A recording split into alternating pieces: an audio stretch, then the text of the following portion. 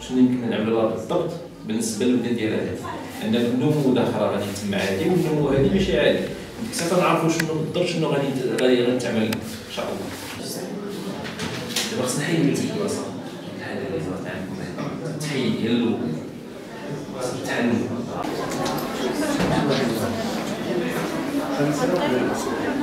تنزيلا لتوجيهات وزارة الصحة التي تهدف إلى تقديم الخدمات من المواطنين، نظم المركز الاستشفائي محمد السادس بمضيق الفنيدق بشراكة مع جمعية الحمام البيضاء للصحة وبدعم عملات إقليم مضيق الفنيدق وجماعة المضيق ومارتيل قافلة طبية جراحية طيلة هذا الأسبوع في تخصص جراحة التجميل والتقويم التي تستهدف سكان الإقليم والمناطق المجاورة، وتخص هذه العمليات الجراحية الندبات والتشوهات الخلقية و لي فونت لابيا ريباراتين الحروقات.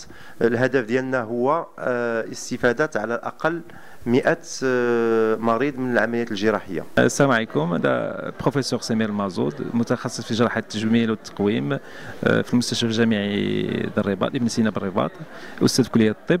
جينا بمدينة المضيق باش شراكه بين الجمعيه ومصلحه جراحه التقويم بنو سينا باش نقربوا جراحه التقويم والتجميل لهذه المدينه اللي كتفتقد فيها التخصص، وباش الساكنه اللي ما يمكنلاش تنتقل الى الرباط يستافدوا نعملوا بعض المعاينات الحالات وغنقوموا بمجموعه العمليات، اكبر عدد عمليات ممكن هنا في المدينه، والحالات اللي كتحتاج عمليات كبرى ان شاء الله غادي نعطيوهم مواعيد في جول الرباط ونبقاو تواصل معهم ان شاء الله. اذا دكتور رابون محمد، دكتوره سوسن بولجمه، والدكتور سليم الحراق، اطباء جراحي التقويم والتجميل بالمستشفى الجامعي بن سينا بالرباط.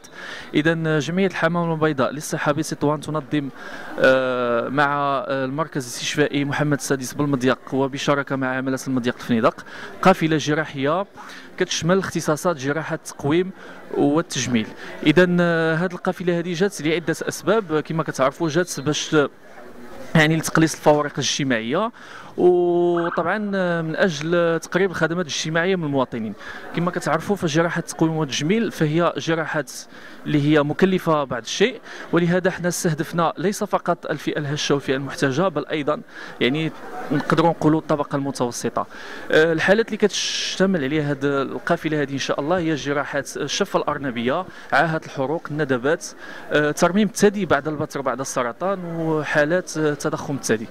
الهدف ديالنا ان شاء الله هو اننا نوصلوا للسقف، نتجاوزوا السقف ديال 100 حاله، 100 عمليه جراحيه عن طريق هذا الاسبوع الكامل ان شاء الله ديال العمليات الجراحيه. بالطبع كانوا هناك يعني استشارات طبيه قبليه اللي تم فيها الفرز ديال الحالات، منها الحالات الجراحيه اللي غادي يستافدوا معنا ان شاء الله في هذا الاسبوع، ومنها الحالات الطبيه اللي غادي يستافدوا من استشاره طبيه ومن توجيه، لان كما كتعرفوا الحالات ديال التجميل ما كتحتاجش فقط الجراحه، كيكونوا هناك يعني علاجات مكمله او علاجات طبيه او شبه طبيه او تجميليه كاللازير كعده علاجات اخرى. وشكرا.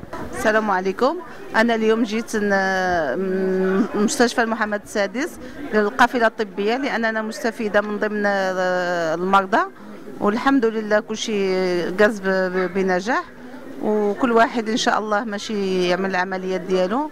وشكرا بزاف للدكتور محمد، والله يجازيهم بخير على هذا الدعم هذا اللي ديال هذه القافله.